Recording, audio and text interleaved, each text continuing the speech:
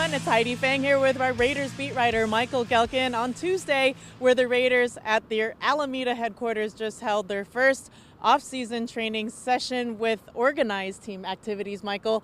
And though it's gloomy here and looks like it's going to rain on us at any second, the Raiders have some kind of sunny things to look up to as far as starting a new season.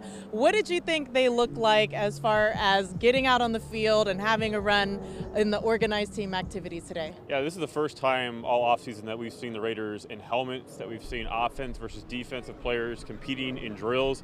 And one of the things that really stood out, and something that we're going to continue to monitor over the course of this offseason, is Derek Carr and his new weapons. There are a lot of them. This is the most turnover that he's ever experienced from a skill set standpoint at the pass catcher positions. There's no more Jared Cook, no more Jordy Nelson, obviously Amari Cooper. He was here this time last year. He's not anymore. Kind of go down the list just to see that connection take place. Those are the kind of reps that the Raiders believe they need in order to achieve chemistry come week one. And so that's just one piece of it, but seeing Carr and Williams able to find their stride early in the spring, that was a bit of a confidence booster as they move forward.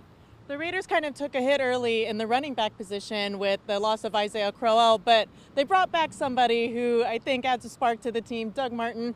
What did you make of him today, back on the field and seeing him here with the Raiders? Yeah, he was busy. On Tuesday, Josh Jacobs, he was active in terms of on the field stretching, but then once the drills began, one of the Raiders' 3 first-round picks, Jacobs, went to indoors, and that was the last we saw of him. So it doesn't appear to be anything serious. It could just be a program that he's on. That's what John Gruden said after practice. But nonetheless, it all amounted to a pretty busy workday for Doug Martin. And he's someone who a lot of people believed he was done. He was washed up. He's now 30 years old. But you looked at what he did last season. He averaged more than 4 yards per carry. When the team needed him down the stretch after Marshawn Lynch went down, he largely rose to the occasion, finished the year with a couple 100-yard games to end the season. So overall, Raiders are excited to bring Doug Martin back after having lost Isaiah Crowell to the Achilles tear that happened earlier in this offseason workout program. So a good sign for the Raiders to bring Martin back and have him have the type of production that he's had on Tuesday. You mentioned the wide receiver core, Michael, and obviously no Antonio Brown here today, but